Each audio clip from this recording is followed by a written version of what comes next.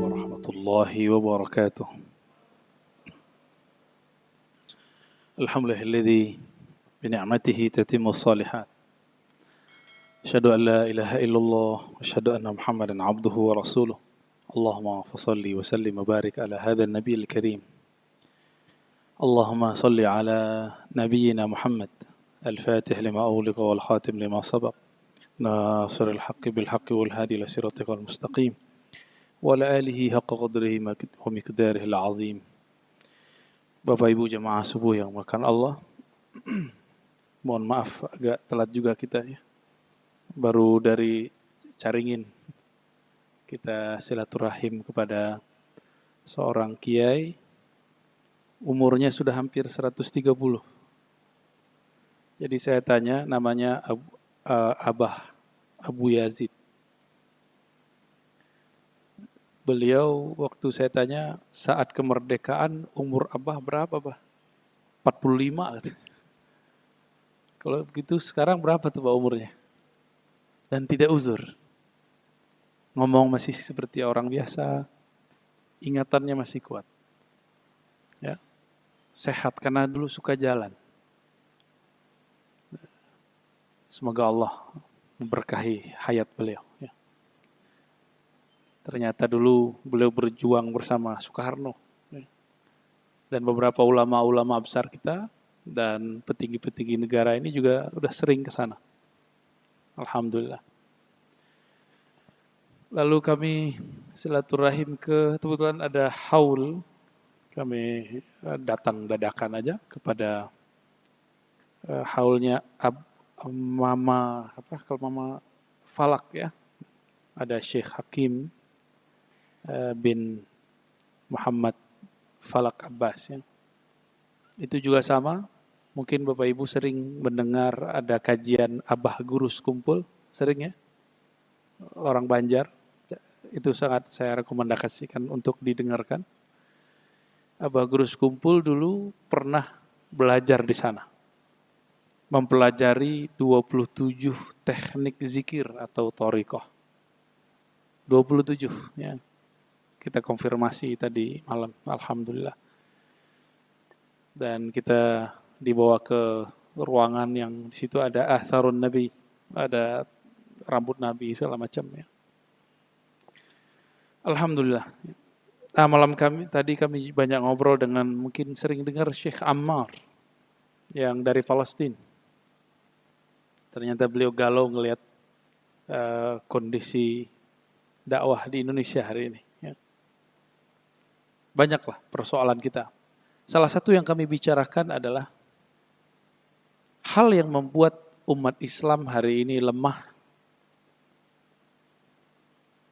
Pertama, munculnya kelompok-kelompok yang menurut dia tidak berilmu, tapi berfatwa. Kita nggak usah sebut nama kelompoknya. Ya. Saya sudah mulai berlatih juga untuk mengurangi menyebut nama-nama kelompok. Ya. Karena itu kebiasaan kampus sama pesantren. Di pesantren, di kampus kita biasa nyebut kelompok. Tapi dalam dunia dakwah kita coba untuk menguranginya. Dan yang kedua, beliau menyampaikan juga karena umat Islam mengharamkan ilmu-ilmu yang dapat dijadikan senjata. Ilmu apa itu? Ilmu yang bisa memperkuat kita dalam berdiskusi, berdebat. Ilmu apa Pak kira-kira namanya? Ilmu mantik, logika, dan filsafat. Itu pandangan beliau. Beliau S1-nya seingat saya di Mesir. Dan di Mesir itu memang para masyayikh menganjurkan murid-muridnya untuk belajar dua ilmu ini. Ilmu mantik, logika, dan filsafat. Dulu ilmu ini diharamkan oleh salah satu pergerakan agama. Ilmu mantik, logika. Sampai-sampai dulu para filosof-filosof Yunani itu diburu. Larilah mereka ke Siprus, ada satu pulau, lalu mereka bawa manuskrip, tulisan lama, tulisan tangan. Manuskrip itu kemudian ditemukan oleh khalifah kedua di masa Abbasiyah, tahun 130 Hijriah. Di masa-masa itulah kemudian muncul kebangkitan mazhab dalam Islam. Jadi muncul mazhab Abu Hanifah, bukan karena filsafatnya, tapi karena dorongan muncul ajaran baru, gimana cara menolaknya. Muncullah kemudian ilmu-ilmu. Ya. Imam Abu Hanifah. Ya. Abu Hanifah ini, beliau masih bertemu sahabat Rasulullah, Sayyidina Anas. Abu Hanifah wafat tahun 150 Hijriah. Dulu di zamannya beliau lebih banyak dikritik orang. Hatta imam kita setelah beliau ini wafat, Imam Abu Hanifah, itu murid-murid Abu Hanifah itu dikalahkan kebanyakan oleh Imam Syafi'i. Imam Abu Hanifah ini mazhabnya sekarang banyak dipakai di Eropa, dibawa oleh kawan-kawan dari Turki, dari India, dari Pakistan. Ya. Di Indonesia alhamdulillah yang kita pakai mazhab Syafi'i. Disinilah muncul nanti pertanyaan-pertanyaan unik. Apa kata kawan saya? Ngapain ikut mazhab? Langsung saja kepada Rasulullah. Nah, gimana Pak cara jawabnya? Benar ya? Benar gak tuh kalam? Kayaknya benar ya. Ngapain pakai imam mazhab? Langsung saja kepada Al-Quran. Langsung saja kepada sunnah. Gimana cara jawabnya? Cara jawabnya gampang. Bapak bisa nggak baca Quran kalau nggak ada guru yang mengajarkan Quran? Bisa nggak? Baru cara baca, belum cara memahami. Alif bata, ikra, tilawati, kiraati. Nama-namanya sekarang macam-macam. Metode Baghdadi. Yang dulu pakai ejaan an, in, un, ban, bin, bun. Jadi logika ini termakan oleh orang yang nggak mengerti apa sebenarnya. Ngapain ikut imam? Langsung saja kepada Al-Quran. Padahal Al-Quran itu juga lewat imam. Imam kita tadi membaca surah-surah dalam Al-Quran dalam riwayat Imam Hafs dari Asim. Maka tadi basmalahnya dijaharkan nggak? Benar. Itu Imam Asim. Imam Asim ini meriwayatkan dari guru-gurunya bersambung kepada Rasulullah bahwa Rasulullah mengeraskan bacaan basmalah. Begitu. Berarti Quran nyampe ke kita lewat imam, itu baru cara baca. Muncullah namanya ilmu qiraat. Qiraat itu ilmu yang saya aja nggak kuat mau menguasainya karena butuh ketelatenan. Ya, alhamdulillah saya ngajar di tempat yang itu dosen-dosennya ahli kebanyakan itu. 50% itu mereka ahli itu. Saya ngambil berkah aja. Saya ngambil bagian yang kritik terhadap orientalis barat yang mengkaji Quran. Itu yang saya ambil. Nah, ilmu ini perlu langsung. Disebutkan oleh Syekh Al-Kattani bahwa ada beberapa ilmu yang mesti pakai guru, nggak boleh nggak pakai guru. Satu, ilmu membaca atau mempelajari Al-Quran. Maka saya walaupun ada sekarang metodologi baca Quran, itu nggak bisa, Pak. Itu cuma untuk memperkuat. Mesti ada gurunya. Karena Quran itu satu hurufnya harus ditirukan dari mulut gurunya. Cara baca A, Ba. Kalau kita kan baca Ba, mulutnya nggak kebuka. Ba, nah gitu aja ya. Dan semua ikhwa, eng. Semua ikhwa dibaca eng. Itu kan keliru besar. Karena nggak belajar lewat imam, lewat guru. Beliau mengatakan, salas, 3 ilmu yang mesti ada gurunya. Satu huruf pun nggak boleh hilang. Yang pertama ilmu Al-Quran. Nah, yang malam tadi kami mengobrol, Syekh Ammar dari Palestina itu sangat sangat ketat bagian ini. Ya, jadi dia suka nggak nyaman kalau ada orang salah baca Fatihah. Ya, contoh, nih mohon maaf nih, imam tadi saya karena telat. Siratal ladzina an'amta alaihim. Kalau berhenti, itu bukan qiraat kita. Itu qiraat orang lain itu. Qiraat imam kita yang diriwayatkan sahih kepada Rasulullah disambung. Siratal ladzina an'amta alaihim ghairil maghdubi alaihim waladdallin. Disambung. Mesti disambung. Jadi mulai hari ini tolong jangan dipisah. Kalau berhenti di alaihim ulang lagi sirata. Ya. Ini sebagai contoh. Hatta berhentinya nggak boleh beda. Wakafnya nggak boleh beda. Wakafnya. Wakaf artinya berhenti. Nggak boleh beda. Kira-kira seperti itu. Itu baru tariqatul qiraah. Cara membaca. Maka lahirlah satu ilmu namanya ilmu tajwid. Ilmu tajwid. Sekarang kita lebih senang menyebutnya ilmu tahsin. Ilmu tajwid itu ilmu memberikan huruf sesuai dengan haknya. Dan cara membaca huruf keluarnya dari mana?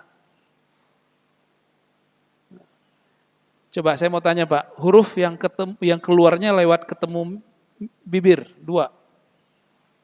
Berapa huruf? Ba, apalagi? Mim, ada lagi gak? Fa. Udah gak masuk Pak, 2 aja. 2 aja. Mim dan ba. Jadi orang kalau ingin latihan vokal, jika dia punya basic belajar ilmu tajwid, itu akan lebih mudah. Karena kalau dalam ilmu tajwid yang aslinya, buka A itu harus dibuka mulutnya. A, I. Dan gak ada O atau on. Kan banyak tuh yang baca Quran. Qul ya ayyuhal kafirun. Dari mana itu belajarnya? Itu belajarnya lewat MP3 ya. Lewat YouTube kali belajarnya itu.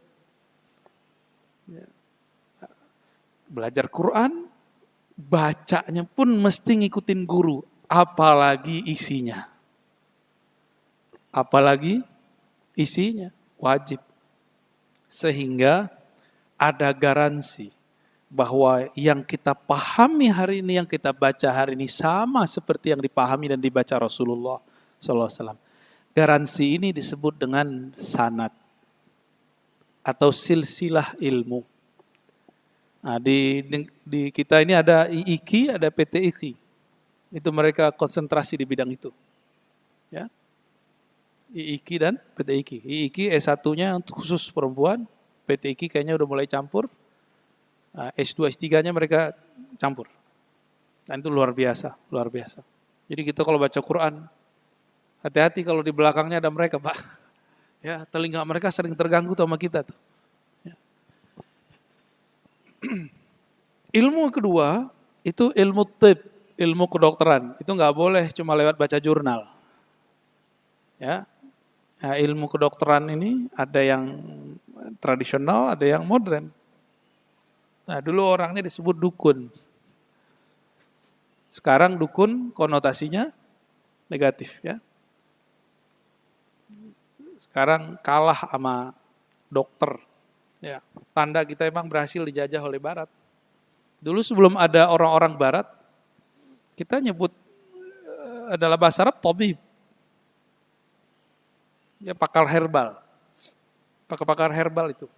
Nah, sekarang yang mempertahankan orang-orang Cina. Maka pengobatan ala Cina ya ada akupuntur, termasuk bekam ya. Mereka yang mempertahankan. Nah, kita malah enggak. Malah ada anak muda baru pulang, itu kalau ada kiai bacain doa, itu dianggap syirik. Lah bacain doa ditiup ke air syirik. Nah, ilmu kedokteran enggak boleh kecuali ada guru. Makanya kalau teman-teman kita menyekolahin anaknya di kedokteran, itu ada kuliah, lalu ada koas, benar ya? Ada koas. Itu baru urusan kedokteran, Pak. Semua orang boleh ngomong kesehatan, tapi untuk diagnosa kesehatan mesti dokter. Semua orang boleh ngomong tentang jenis-jenis obat, tapi untuk meresepkan obat mesti seorang ahli saidaliyah atau farmasi. Semua orang boleh ngomong tentang agama, tapi untuk memutuskan hukum dalam agama mesti seorang ulama ahli fikih. Ya, kan ada nih yang protes kemarin. Semua orang boleh ngomong agama, ya, yang habis ditonjok kemarin. Ya. Kita paham maksud dia, tapi judul dia ini agak berbahaya. Bikin ulama tersinggung lagi ntar ya. Kita boleh ngomong agama, tapi tidak boleh berbicara hukum kecuali oleh ulama ahli fikih, oleh ahli hukum.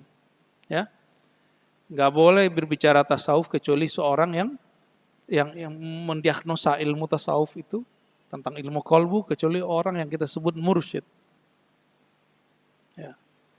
Begitu juga hadis. Semua orang boleh ngomong hadis, tapi yang berhak mengatakan ini sahih tidak sahih mesti orang yang belajar ilmu hadis dan takhrijul hadis. Itu. Dan yang ketiga, ilmu tasawuf. Mesti ada gurunya. Enggak boleh sendiri, Pak. Baik. Nah, ini garansi kebenaran. Itulah guru. Nah, semoga kita termasuk orang-orang yang menjaga keilmuan itu. Mungkin ada yang bertanya, kalau kami ngaji-ngaji begini udah berguru belum? Ini sudah berguru tapi baru umum.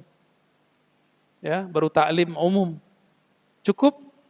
Ya, untuk orang yang mau biasa-biasa aja sih cukup. Tapi kalau ingin mendalami lebih, ya nggak cukup. Ya, sekedar menjaga kondisi rohani, ini sudah cukup. Ya, Bapak pengajian di sini hari apa aja? Sabtu, Minggu. Ya, nanti ada lagi yang ngomong, Ustadz nggak boleh ngomong Minggu. Ya, ada yang ngomong gitu nggak? Sabtu yang nyebut Sabtu orang Yahudi apa orang Islam? Sabat itu orang Yahudi. Kalau Yahudi boleh nyebut Sabtu, kita nyebut hari Sabtu, kenapa nggak boleh nyebut Minggu? Cuma karena orang gereja dulu nyebut Minggu. Ya, jangan saklek dalam istilah pembahasan. Biasa-biasa aja. Kita nyebut hari Ahad. Di Lebanon, orang Kristen Lebanon itu nyebut hari Minggu Ahad. Di Mesir, Kristen Koptik nyebut hari Minggu Ahad. Apa kalau kita nyebut Ahad kita menjadi Kristen? Enggak. Ya kadang-kadang beragama itu, saya nggak tahu tuh ya, ngikutin ala apa tuh.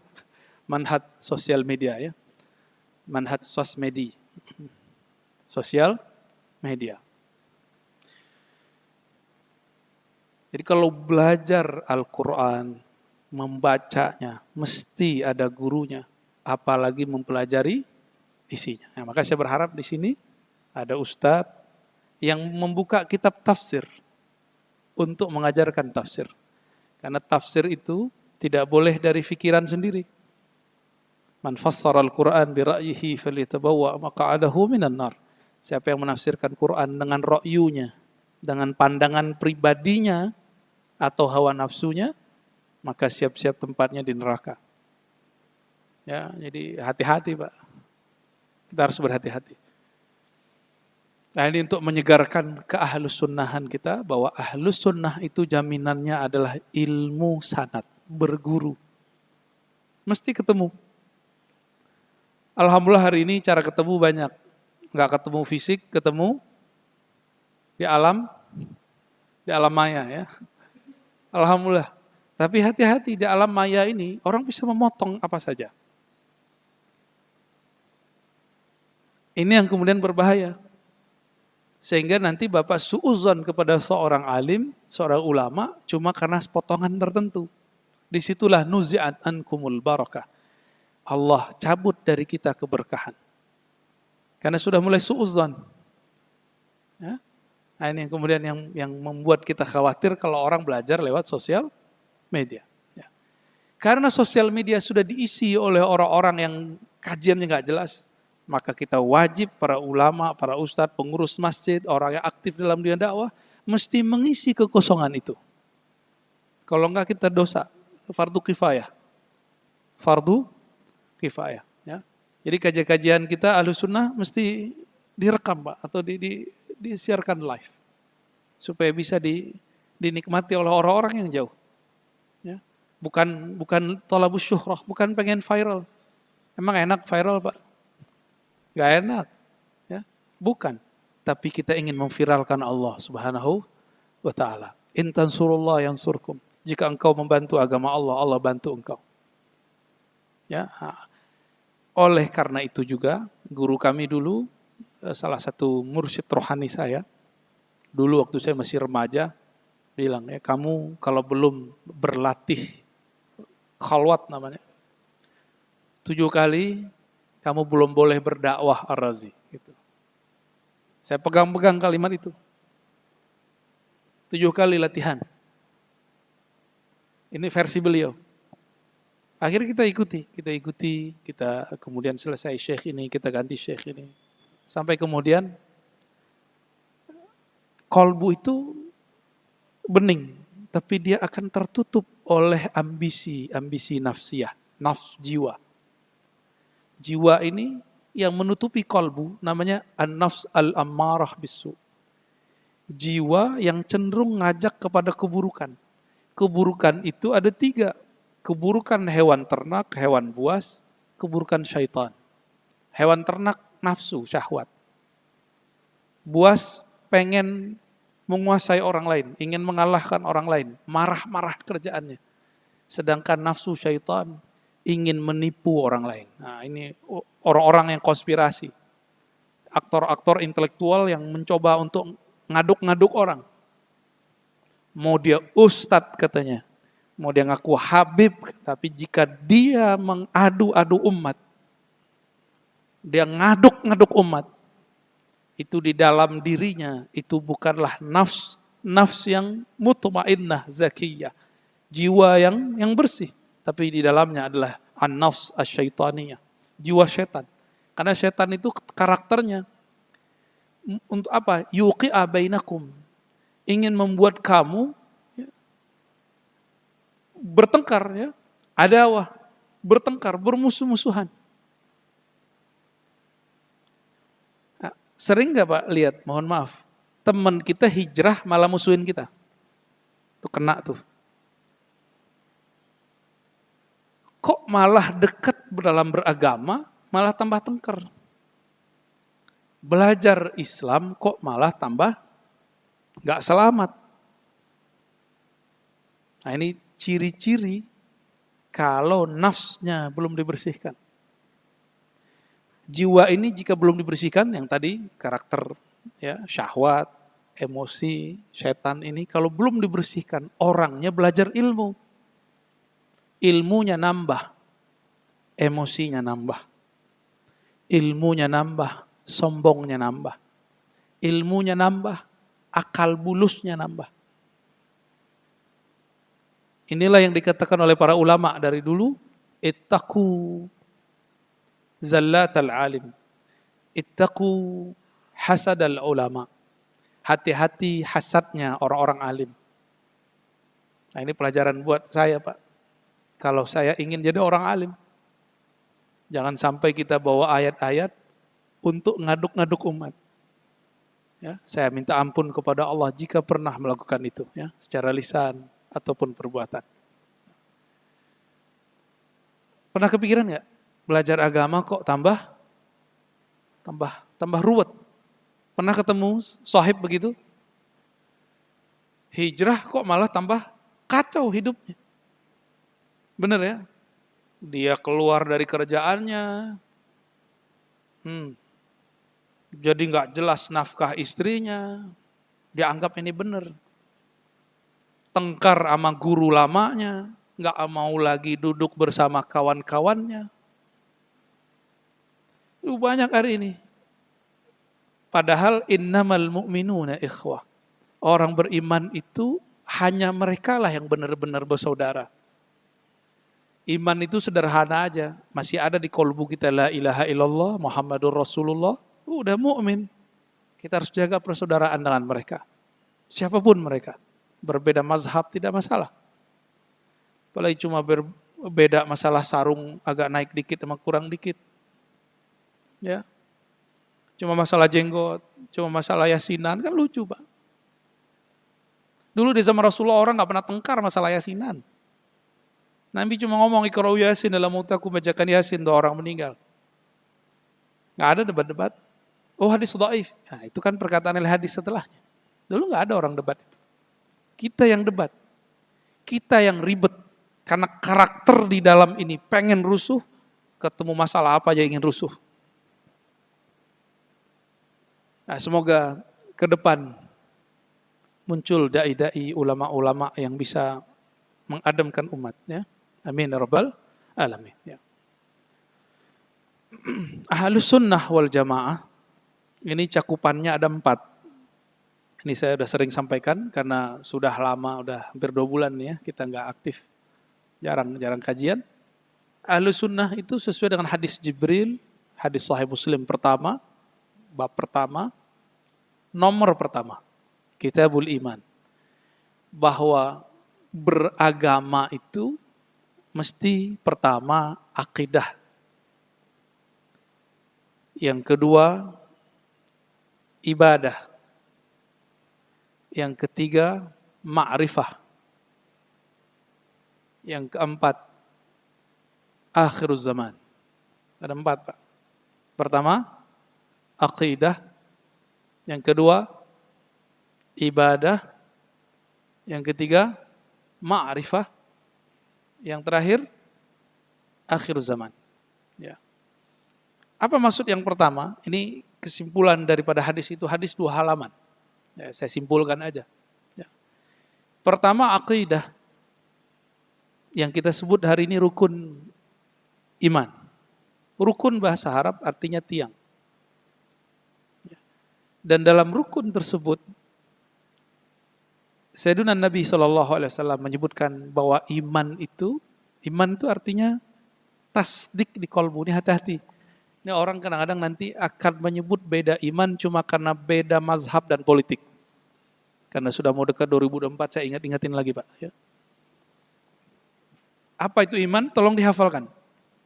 Iman itu dibagi 2. Pertama asal, pokok. Yang kedua cabang.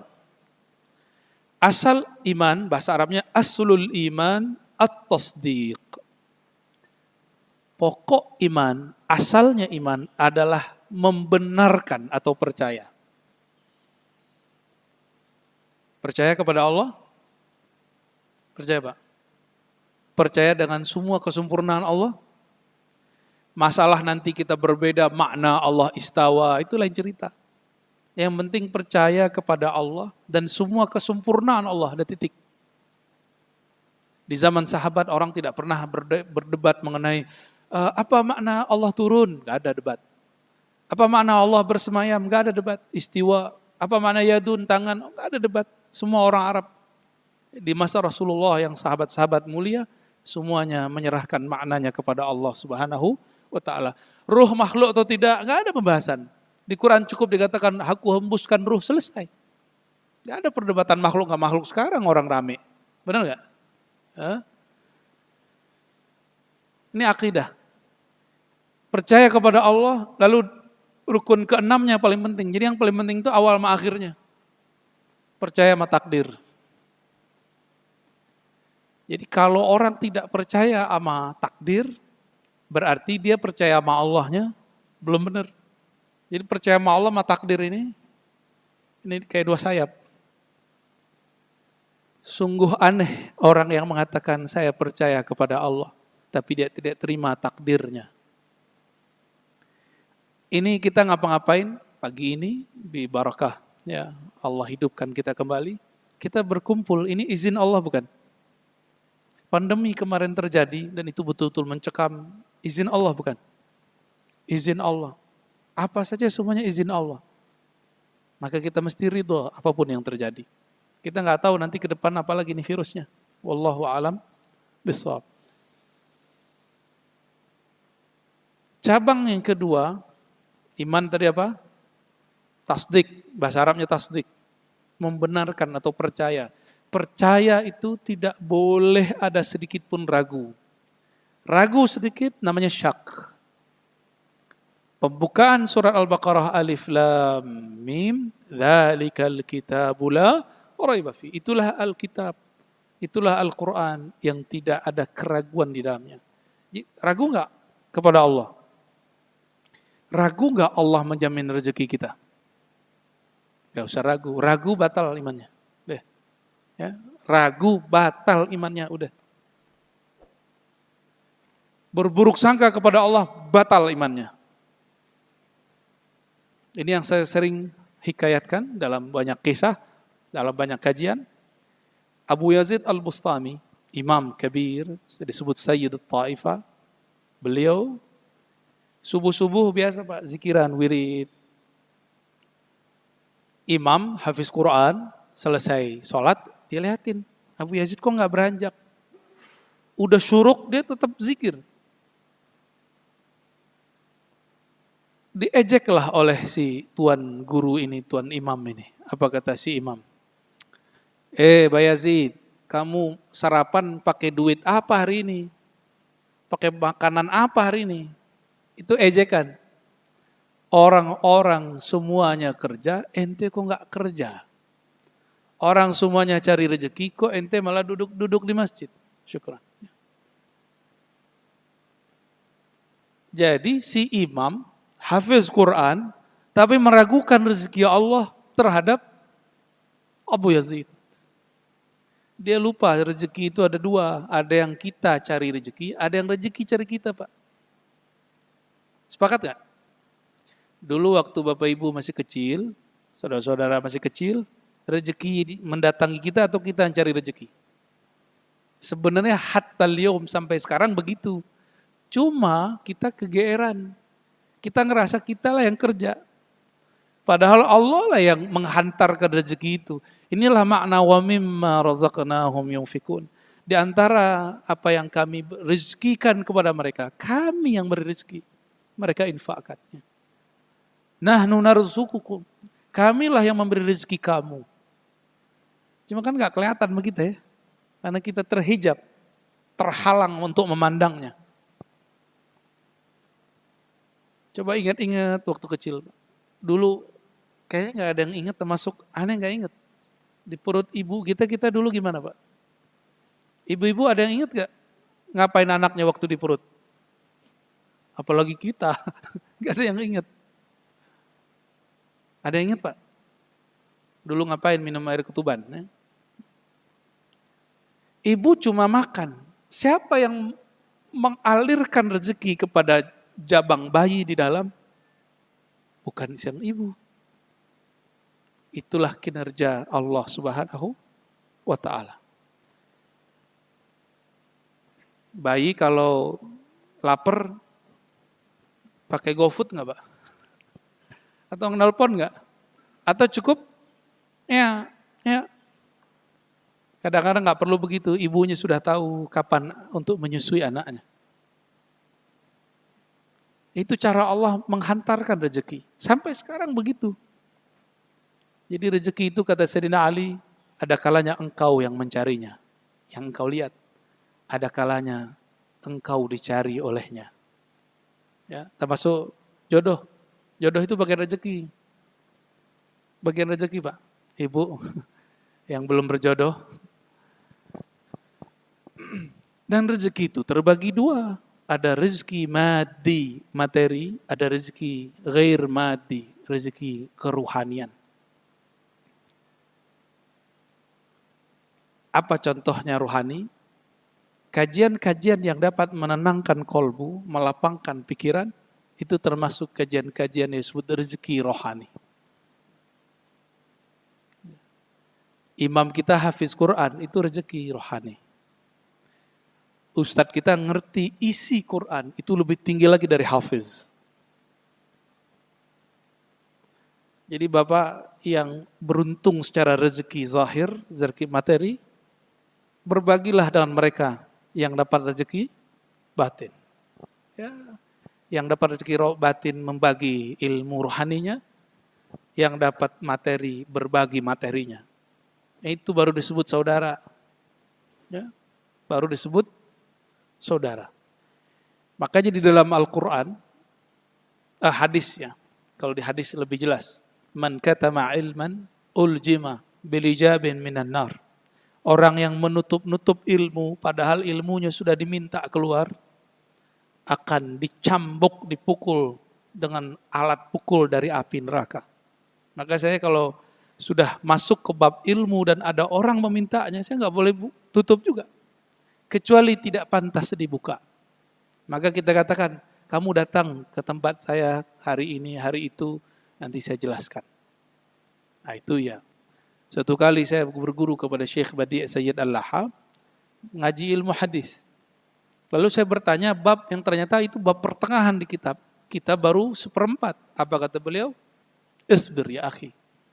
Sabar Tuan. Ya. Sabar saudaraku. Ya. InsyaAllah ba'da salasati abwab, ya, sanatakallaman. Setelah 3 bab nanti kita akan ngomongin masalah itu. Ini orang baru hijrah, udah berani ngomong sunnah bid'ah. Padahal sunnah bid'ah itu bukan wilayah orang awam. Sunnah bid'ah wilayah ahli hukum. Ustadz dibentak, bid'ah ini. Ustadz, lah Ustadz dibilangin.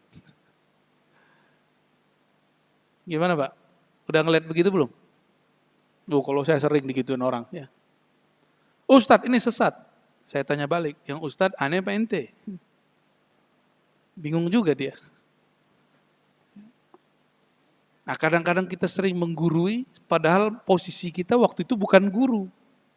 Kalau sekarang kan saya emang disuruh jadi guru Pak ya. Jadi emang Bapak terima gitu. Kita omongin begini Bapak terima. Itu sebabnya kenapa suami istri, karena belum tentu guru, itu sulit menerima kebenaran. Bapak-bapak ini agak gengsi sama ibu-ibu. Ibu-ibu kan rajin ngaji ya. Tapi kalau disampaikan dari bapak-bapak, dari ibu-ibu, agak ribet. Bapak ibu yang makan Allah, jamaah subuh yang diberkahi Allah, itu akidah. Nah, cabang keduanya, tasdik itu, punya cabang dia nanti, namanya ikrar dan amal. Jadi iman itu tadi ada pokok, ada cabang. Ikrar, kita ikrarkan, saya beriman, saya percaya. Lalu kita beramal. Tolong diingat, ikrar dan amal zahir ini bisa bertambah, bisa berkurang, bisa naik, bisa turun. Tapi tasdik percaya di kolbu tidak boleh bertambah, tidak boleh berkurang. Maka iman yang pokok tidak boleh naik, tidak boleh turun, mesti dia stabil. Tapi iman dalam pengertian ikrar, zikir, amal, dia boleh naik, nambah, boleh kurang atau turun. Bapak malam tadi tidak tahajud, berarti iman amalnya lagi turun. Tapi boleh nggak saya dengan kurangnya zikir, lalu berkurang yakin? Nah kebanyakan orang awam di sini. Turunannya nanti apa? Turunannya nanti sampai ke bab bermasyarakat, berbangsa, bernegara. Ini termasuk ke amal. Ahlus sunnah membedakan tadi yang pokok dan cabang supaya apa? Nanti kalau berbeda aliran politik, berbeda mazhab, bukan berbeda iman. Ini masuk kota Depok apa Jaksel? Depok. Oh sama kita berarti Pak ya. Beda politik, beda iman nggak? Gimana? Tapi kita pernah diuji masalah ini nggak?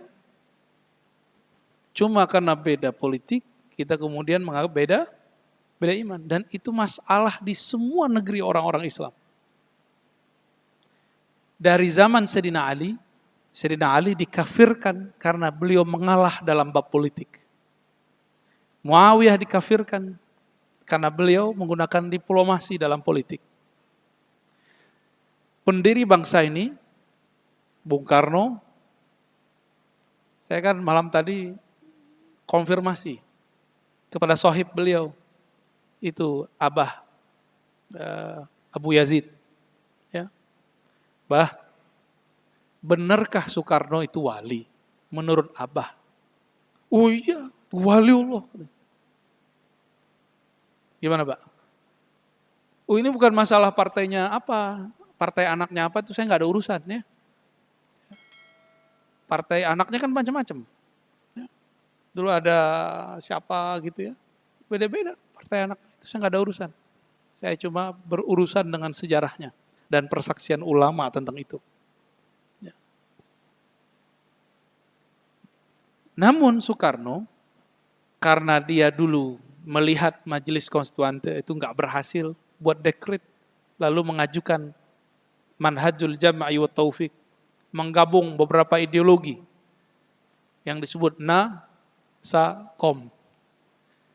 Waktu itu saya diceritakan oleh salah seorang Habib, seandainya salah satu organisasi besar di negeri ini tidak mendampingi Soekarno, maka yang terjadi cuma Nakom, NASA, gimana?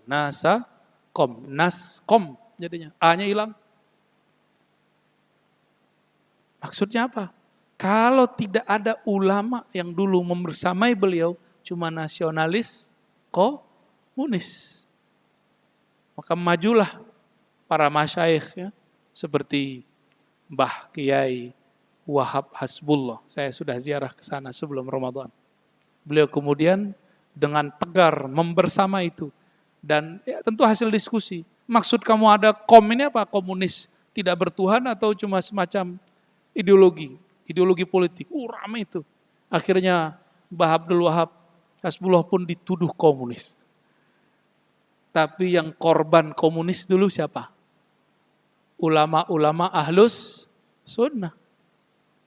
Orang-orang ya, pesantren, kiai-kiai pesantren dulu dibunuh oleh mereka.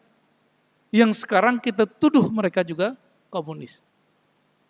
Jadi tema ini agak sensitif dari dulu ya. Yang pasti kita tidak akan mengambil ideologi ini, karena ideologi ini sudah diharamkan di negeri ini. Ya, sudah diharamkan dari sebelum-sebelumnya. Tapi orang-orang kita kayak punya ini, stigma. Bapak kalau sakit kepala nyebutnya obatnya apa? Bodrek gitu ya. Apalagi Pak kalau apa namanya itu? Biar nggak masuk angin, itu dioles apa? Minyak apa gitu. Kita sudah terstigma menyebut. Sekarang stigma itu sama, beda sama kita komunis. Gitu. Itu nggak adil. Itu nggak adil ya. Beda dikit bid'ah. Itu nggak adil ya. Kita harus adil dalam memberi cap kepada orang. Ya. Jadi jika berbeda nanti dalam bab politik, iman kita tetap sama. Ya. Jangan sampai masjid kita ini nanti salah satu masjid yang bertengkar masalah itu. Ya. Mohon dipesankan kepada semua ustadz yang ngajar. Kita ngomong politik akhlak, politik praktis, cukup ahli politik di luar masjid. Di sini hanya ngomong politik akhlak. Ini ada rahasia Pak. Berpolitik berkuasa sebenarnya salah satu jalan menjadi kekasih Allah. Makanya 7 golongan yang dilindungi Allah pada hari kiamat. Nomor pertamanya bukan ulama. Nomor pertamanya siapa? Imamun adil. Pemimpin yang adil. Makanya ujiannya paling berat. Nabi juga mengatakan ya, orang-orang yang paling sial, paling banyak dibenci di akhir zaman, itu orang-orang yang mengambil kepemimpinan. Benar ya? Nah, kita doakan para ulama kita, pemimpin-pemimpin kita semuanya dijaga oleh Allah Subhanahu wa taala ya. Yang kedua tadi akidah, yang kedua ibadah. Ya. Ibadah inilah yang diriwayatkan oleh ulama mazhab. Muncullah 4 mazhab. Di sini tadi pakai kudut? Pakai. Orang yang salah faham dikira, oh itu Imam Syafi'i. Yang tidak faham menganggap berkunut itu cara sholat Imam Syafi'i, bukan cara sholat Nabi. Nah ini logika yang kacau itu. Nabi itu cara sholatnya sangat beragam. Kadang beliau berkunut, kadang tidak berkunut. Imam Syafi'i, karena ada dua riwayat yang berbeda, beliau mengambil satu riwayat bahwa Nabi tidak pernah meninggalkan kunut sampai wafat. Beliau ngambil riwayat itu. Atas dasar itulah dari mazhab Syafi'i, kemudian kunut menjadi salah satu hal yang utama di waktu subuh. Beliau tahu kalau ada riwayat bahwa Nabi tidak berkunut, ngerti. Cuma ada riwayat bahwa Nabi tidak meninggalkan kunut hatta yafruqa minad dunya, sampai kemudian wafat. Ya. Bapak sering menyebut hadis riwayat Bukhari, Muslim, Abu Daud, Tirmizi. Itu namanya riwayat teks hadis. Mazhab Imam Bukhari, mazhab Imam Muslim, kalau boleh disebut. Itu riwayat teks hadis. Pemahaman hadis itu diriwayatkan lewat ilmu fikih.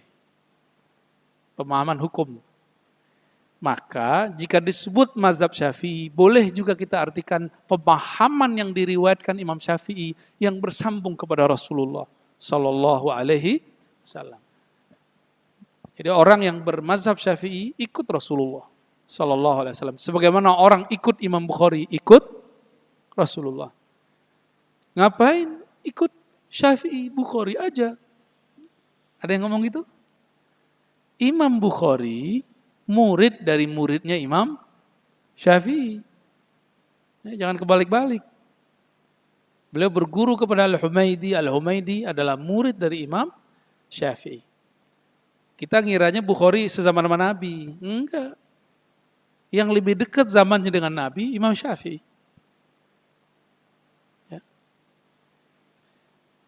Dan yang ketiga, ma'rifat. Ma'rifat inilah yang melahirkan satu ilmu yang disebut tasawuf. Semoga di sini sudah ada ustadznya yang mengajar tasawuf. Udah Pak. Udah ada ya? Sejam. Dan yang afdal pakai kitab. Belajar tasawufnya pakai kitab. Risalah Kusyairiyah kah, Mukhtasar Ihya kah, Bidayatul Hidayah, apa saja. Yang penting ada kitabnya, biar nggak ngulang-ngulang. Saya alhamdulillah semenjak dari 2015 sampai sekarang concern menghidupkan kajian berbasis kitab, walaupun di masjid. Walaupun audiensnya tidak bisa baca kitab, nanti kita terjemahin. Ya, masa saya suruh bapak nyantri kan? Nyantri udah tua-tua gini kan lucu. Mau dimarahin gimana?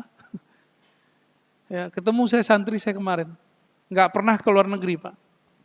Tapi sekarang jadi translator Syekh dari Palestina.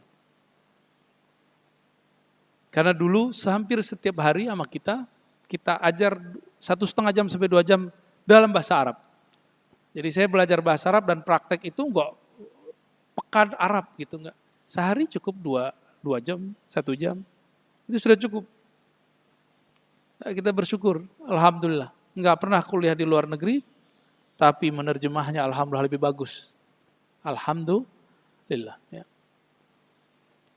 Ini ilmu ma'rifat. Ma'rifat artinya mengenal Allah dengan qalbu atau ruhani.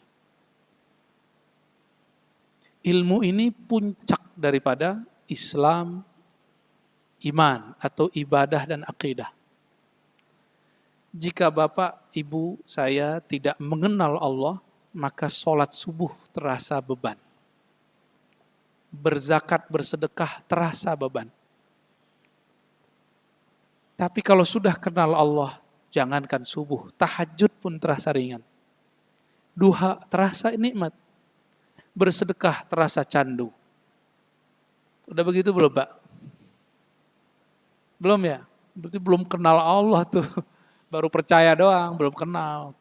Kenal belum, percaya udah. Dalam bahasa Arab, itu berbeda ma'rifat dengan i'tiqad. I'tiqad diyakini, dipantapkan. Sedangkan ma'rifat knowledge-nya, pengetahuannya. Mengenal Allah ini ada caranya. Ada dengan fisik, kita lihat alam, kita katakan ini perbuatan Allah. Nah, inilah wilayah sains. Agak lebih tinggi, filosof atau orang-orang yang ahli-ahli ilmu hikmah, bukan ilmu hikmah, hikmah kebijaksanaan. Mereka menggunakan akalnya. Atau ahli kalam, ahli akidah. Mereka mengenal Allah dengan akal. Tapi akal ini tidak bisa memikirkan sesuatu yang tidak pernah terlihat. Maka akal karena tidak pernah melihat Allah, dia perlu menganalogkan, mengkias-kiaskan, mencontohkan Allah itu gimana, sifatnya gimana. Seperti Bapak ini, kalau diceritakan masalah suatu benda makanan yang belum kita makan, teman kita kasih contoh, rasanya mirip sama ini, gitu. Contoh buah yang nggak ada di Indonesia, tapi ada di Eropa. Buah apa, Pak? Itu blueberry ya. Bener, nggak ada kan di Indonesia? Terus kita bilang mirip-mirip sama anggur. Kebayangnya anggur. Itu akal begitu. Akal seperti itu. Ya, akal perlu contoh-contoh analog. Tapi kalau mengenal Allah lewat akal capek. Karena Allah tidak dapat dipikirkan. Bapak coba mikirin Allah gila. Dipastikan gila. Allah itu hanya dapat dirasakan. Nah, rasa itu hanya muncul dari ma'rifat. Mengenal Allah subhanahu wa ta'ala. Karena ini urusannya ruh. Mesti belajar kepada orang yang mengerti ruh. Kolbu. Yang paling mengerti ruh dan kolbu adalah Rasulullah SAW. Dan orang yang terhubung kepada baginda Rasul SAW. Ilmu ini jika dalam ilmu ibadat namanya mazhab, dalam ilmu tasawuf disebut thariqah. Jadi jangan alergi kalau nyebut thariqat gitu. Jangan kemudian terstigma dalam hati, thariqat Naqsyabandi yang duluan puasa, bukan. Ya benar ya. Itu kita udah kena racun berita itu. Thariqat gila gitu. Belajar tasawuf gila untuk orang tua. Itu tua-tua belum belajar tasawuf. Ya benar ya? Belum Pak ya? Tar aja. Ya. Saya punya guru umur 80 ngajak muridnya belajar zikir. Dari masa tahun umur mereka masih 20-an. Sekarang umur muridnya sudah 70, beliau 80. Apa kata beliau? Yuk belajar zikir yuk. Talkin zikir yuk. Apa kata muridnya? Nanti aja tua, Pak Kiai. Dilupa umurnya sudah 72, 74. Karena kebiasaan ngomong. Pak Kiai ntar aja tua, udah pensiun. Sekarang bubar pengajiannya, karena guru saya sudah nggak sanggup jalan-jalan jauh.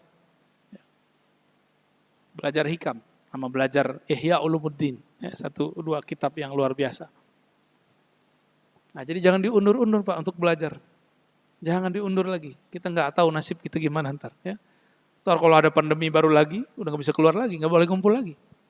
Ya. Nah, ilmu ma'rifat ini diturunkan lewat ulama-ulama tasawuf. Ulama tasawuf ini berbeda dengan thariqah. Nah, tasawuf itu ujungnya mengenal Allah. Beribadah seakan memandangnya atau merasa dipandangnya. Kalau thariqah baru metode. Maka jangan heran jika ada orang berthariqah masih tengkar. Thariqat A merasa lebih baik dari thariqat B. Karena thariqah belum tentu sampai kepada tasawuf. Tasawuf itu ujungnya akhlak kepada Allah, akhlak kepada makhluk. Kalau thariqat baru metode. Maklum mereka baru masuk dalam dunia metode. Bisa jadi sukses, bisa jadi tidak. Jadi jangan heran juga nanti ya. Yang tengkar nanti orang thariqat dimaklumi. Karena mereka belum semuanya bertasawuf. Ya. Tapi semoga semuanya Allah sampaikan. Amin ya Rabbal. Dan terakhir, semoga ini jadi kurikulum di masjid ini. Belajar tentang akhir zaman. Mengenal akhir zaman kaedahnya cuma satu. Tidaklah yang ditanya. Jadi Nabi ditanya mengenai kapan kiamat. Nabi jawab, tidaklah yang ditanya lebih mengerti daripada yang bertanya. Apa maknanya? Kapan kejadian keluarnya Dajjal, munculnya Al-Mahdi? Ini ada hoax Pak. Saya dituduh orang Al-Mahdi. Yang benar nama teman saya Mahdi, baru benar. Itu hoax, super hoax ya. Al-Mahdi itu pasti seorang Sayyid, Habib. Saya bukan Sayyid, saya bukan Habib. Maka sudah batal, nggak masuk kategori. Al-Mahdi itu kriterianya orang yang paling kenal Allah. Saya bukan orang yang paling kenal Allah. Saya cuma kebetulan ya dapat guru-guru yang membimbing ke jalan Allah. Ya. Maka yang membuat hoax ini atau yang meyakini itu, tolong dihapus kembali, tolong ditarik kembali. Ya, jangan anggap kita Al-Mahdi. Kita hanya merindukan. Semoga kalau umur panjang kita bertemu dengan imam tersebut dan kita ikut beliau. Dalam akidah Ahlussunnah, salah satu akidah Ahlussunnah bahwa Nabi Isa pasti turun. Imam Mahdi keluar, Dajjal muncul. Hadisnya sahih semua. Hanya orang-orang belakangan yang mengatakan, wah itu definisinya begini, itu urusan dia lah. Ya. Bagaimana caranya nanti? Karena belum terjadi, kita belum bisa jawab. Tunggu aja nanti. Ya. Mengenal persoalan Nabi Isa, apalagi Imam Mahdi, Dajjal, tanda-tanda kiamat. Ini ilmunya disebut ilmu ma'rifat akhir zaman. Ini mesti dikaji juga supaya tidak terjebak kepada cocok logi. Salah satu ilmu baru hari ini ya, ilmu cocok-cocokan. Ini semoga menjadi kurikulum di masjid kita yang kita cintai ini, biar sempurna beragamanya. Pertama belajar akidah, ya, akidah Ahlussunnah tentunya, ibadah, maka di sini harus ada yang ngajarin mazhab Syafi'i pakai kitab. Tidak hanya teori, kalau bisa ada prakteknya. Kalau bab wudu dibawa alat wudunya, praktek wudu. Mandiin mayat, kita praktek mandiin mayat. Mandi junub, caranya Pak, walaupun nggak perlu ganti baju di sini, jangan ya, caranya aja. Sholat, supaya orang nggak ngaku sholatnya itu seperti sholat Rasulullah paling benar. Mesti semuanya diikuti ya. Siap ya Pak pengurus ya? Diobrolin sama para ustadznya. Supaya ngajarnya di sini pakai kitab bersanad. Nyambung kepada Rasulullah dan para imam-imam ya. Barangkali itu, karena waktunya cuma sampai jam 6. Alhamdulillah. Cukup? Dua aja kata itu.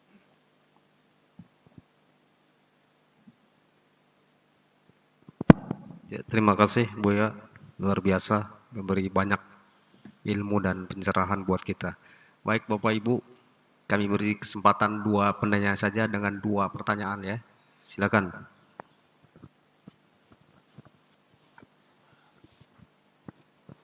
Assalamualaikum warahmatullahi wabarakatuh. Terima kasih Pak Ustadz, kajian yang sangat luar biasa. Saya simpel aja Pak Ustadz, bagaimana kita menyikapi dan mempercayai bahwa takdir yang sudah ditetapkan Allah itu di Lauhul Mahfuz sebagai satu pedoman kita. Paralel dengan itu, bagaimana juga kita menyikapi satu kondisi yang harus kita upayakan dengan sebuah usaha dari diri kita sendiri terhadap satu kondisi. Dengan arti sampai batas mana limit itu, gitu, supaya kita tidak Salah paham. menyimpang. Ya. Gitu. Terima kasih. Assalamualaikum warahmatullahi wabarakatuh. Assalamualaikum warahmatullahi wabarakatuh. Dulu waktu membahas takdir, pecahlah umat Islam menjadi 2 kelompok. Kelompok pertama namanya Qadariyah. Kelompok yang mengatakan takdir di tangan makhluk.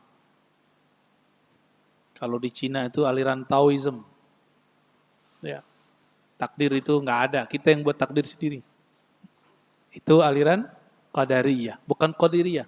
Qadiriyah pengikut Syekh Abdul Qadir Al-Jilani. Ya. Qadariyah ini banyak dipakai oleh aliran-aliran Mu'tazilah. Dan orang-orang salah paham hari ini dikira kalau ikut Qadariyah, kelompok yang mengatakan takdir di tangan kita, kita akan maju. Itu keliru besar. Nggak ada hubungannya. Lalu ada kelompok anti dengan itu, disebut kelompok Jabariyah. Bahwa semua takdir di tangan Allah dan kita zahir batin dipaksa oleh Allah. Disebut majbur. Kelompok ini disebut Jabariyah. Dulu di Banjar ada Syekh Muhammad Arsyad Al-Banjari pernah membahas ini. Syekh Abdul Somad Palembani pernah bahas ini.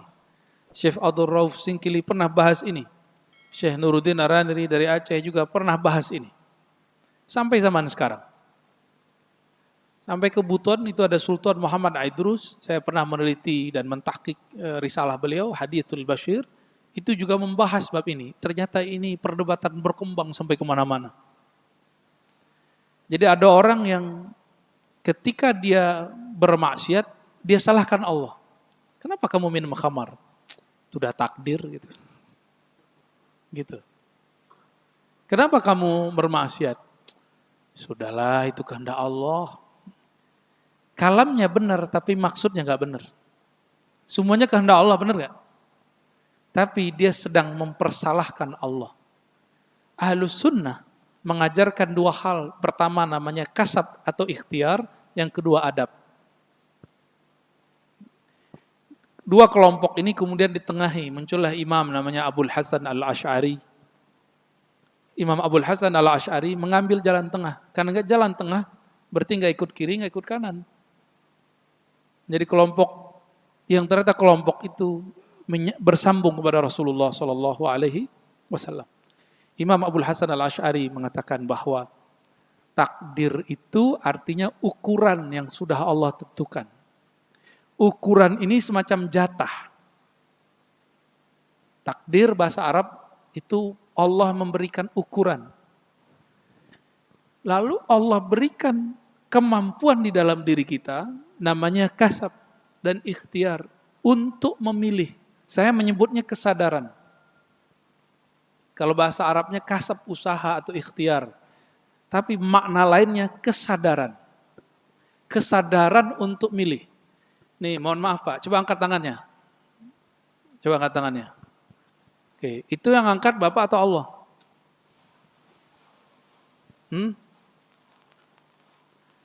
Kita memilih untuk mengangkat. Kalau Bapak jadiin gampar orang, itu yang gampar Bapak atau Allah? Kita yang gampar. Kita nggak boleh mengatakan Allah lah yang menggampar, nggak boleh. Inilah adab Sayyidina Al-Khidir. Sayyidina Al-Khidir ketika beliau mempertunjukkan demo Pak, di depan Sayyidina Musa alaihi wassalatu wassalam, bunuh anak kecil, merusak kapal, naikin tiang rumah dan tidak minta upah. Apa kata beliau? Tidaklah aku lakukan itu dari perintahku. Supaya tidak, seharusnya kan dia ngomong, ini kan perintah Allah. Tapi adabnya, Sayyidina Al-Khidir masih sadar bahwa dialah yang membunuh. Tapi atas wahyu dari Allah. Diberitahu oleh Allah, ini anak punya orang tua. Kalau dia nanti besar, dia akan menyesatkan kedua orang tuanya. Diberikan pemahaman begitu oleh Allah, Sayyidina Al-Khidir kemudian memilih untuk menyelamatkan si anak sehingga meninggal sebelum balik, masuk surga. Orang tuanya juga masuk surga. Itu suatu keburukan atau kebaikan? Tapi zahirnya dibunuh. Kira-kira begitu. Sayyidina Al-Khidir sadar dalam membunuh anak kecil itu. Tapi dalam batinnya ada satu tujuan pemahaman. Maka dia tidak mengatakan yang membunuh Allah. Enggak. Gitu ya. Bisa memahaminya, memilah-milahnya. Maka kita ada satu bab setelah ikhtiar dan kasab yang disebut adab. Contoh kedua. Kalau dapat benda baru, kita dikasih Allah kasih rezeki mobil baru, rumah baru, apapun yang baru, lalu kita berdoa, Allahumma inni as'aluka khairah wa khaira ma jabalta alaih wa khaira ma fihi wa khaira ma jabalta alaih. Ya Allah, aku memohon kebaikan yang ada di dalamnya dan kebaikan yang Engkau letakkan di dalamnya. Tapi giliran buruk, kita nggak boleh ngomong, ya Allah aku minta kebaikannya dan keburukannya dan keburukan yang engkau letakkan, nggak boleh. Allahumma inni a'udzubika min syarriha wa min syarri ma fiha. Selesai. Nggak boleh ngomong wa min syarri ma jabalta fiha, dari keburukan yang engkau taruh di dalamnya. Nggak boleh. Itu bab adab. Inilah perbedaan akidah orang yang bermakrifat. Itulah gabungan antara akidah dan makrifat. Orang cuma belajar akidah, nggak sopan pada Allah. Itu jadi qadariyah mah. Ya berarti itu mereka nggak punya makrifat. Saya usut-usut, dari mana Imam Abul Hasan Asy'ari paham ini? Ternyata beliau pernah berguru kepada Imam Ruwaim, Imam Junaid al-Baghdadi. Pernah berguru kepada imam-imam ahli rohani. Imam-imam yang mengikuti pola-pola Nabiullah Khidir, yaitu ikhtiar dan adab. Gitu Pak. Ya. Dikunyah-kunyah aja dulu Pak. Ya, insyaallah bermanfaat. Cukup? Satu lagi.